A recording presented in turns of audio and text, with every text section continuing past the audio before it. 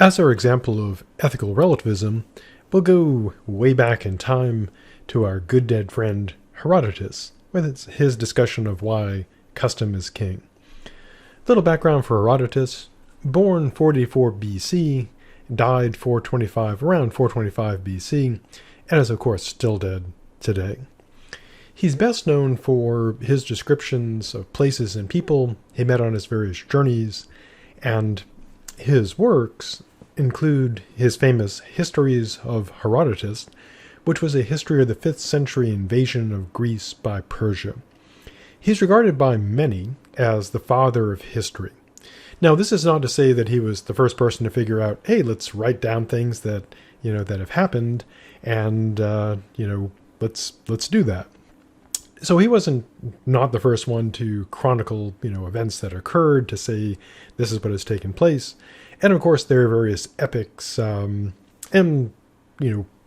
things of varying degrees of maybe fiction, recounting events of the past. So what made him, as far as we believe, the first historian?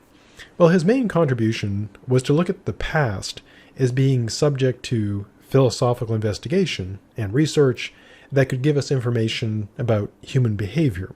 So instead of simply just saying, here are some things that happened, he wanted to investigate that and, infer from that. So history, although we often think of it as simply, here are things that happened, doing history is more complicated than that. But I'll leave that to my colleagues in history. Now, in his bit on, custom being king, he presents to us a story, an anecdote.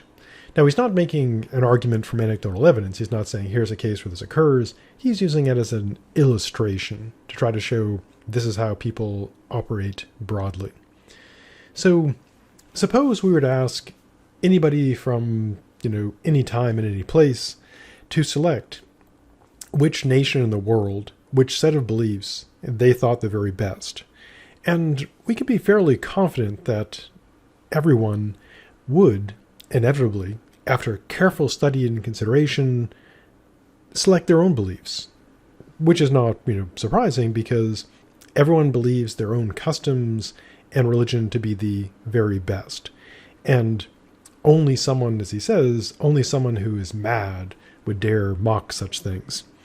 And to illustrate this, he brings forth an anecdote of Darius, the famous king of Persia.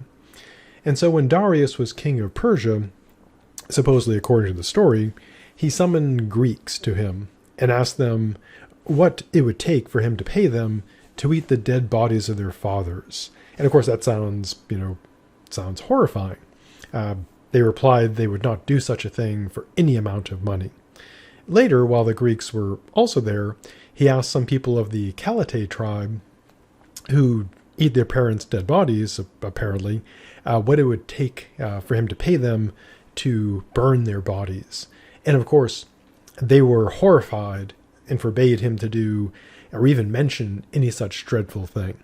And the point of this anecdote is that custom essentially defines what people see as good or bad, horrifying and non-horrifying, and Herodotus concludes that Pindar was another person, was in Herodotus' opinion right when he called custom the king of all.